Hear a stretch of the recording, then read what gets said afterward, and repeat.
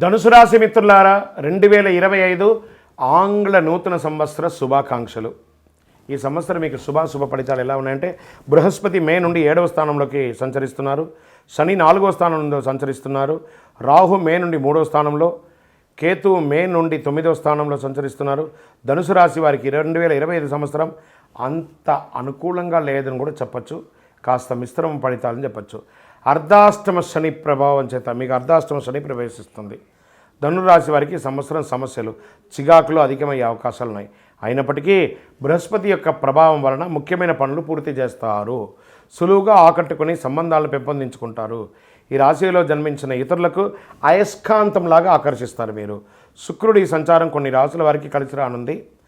త్వరలో అదృష్టకాలం, సంతోషం, విజయాలు, ధనయోగం ఉంది. నిరుద్యోగులకి ఉద్యోగ ప్రయత్నంలో ఆటంకాలు ఎదురయ్యే అవకాశాలున్నా, ఉద్యోగంలో ఉన్నవారికి కాస్త పై అధికారుల నుంచి ఇబ్బందులు వచ్చే అవకాశాలున్నా స్ట్రెస్ని అధిగమిస్తారు. రాజకీయ ఒత్తిడిలో అధికమవుతుంది. ఆరోగ్య విషయంలో జాగ్రత్తగా ఉండాలి. ధనుర్రాశి విద్యార్థులు ఈ సంవత్సరం మధ్యస్థ ఫలితాలు పొందే అవకాశాలు ఎక్కువ కనపడుతున్నాయి.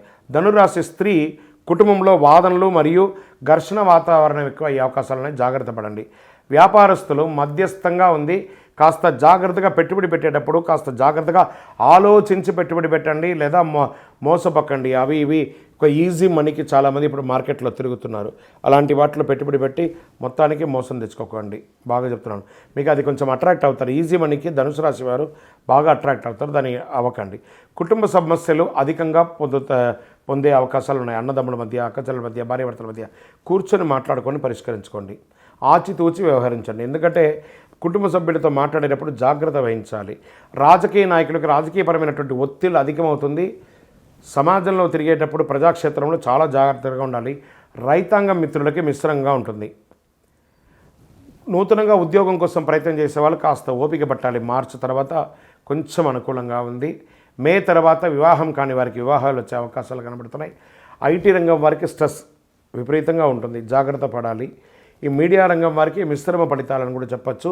సర్వీస్ సెక్టార్లో ఉన్న వాళ్ళకి దినదినగండంగా కూడా ఒక్కొక్కసారి ఇబ్బంది పడే అవకాశాలు ఉంటుంది. మీకు ఒక పరిహారంగా దీన్ని చెప్పడం జరుగుతున్నాం. ఒక చిన్న పరిహారం చేయండి, శుభ ఫలితాలు పొందుతారు. శని భగవానునికి, ఎందుకంటే అష్టమ శని ఎంటర్ అయింది కాబట్టి అర్ధాష్టమ శని భగవానునికి తైలాభిషేకం చేయండి.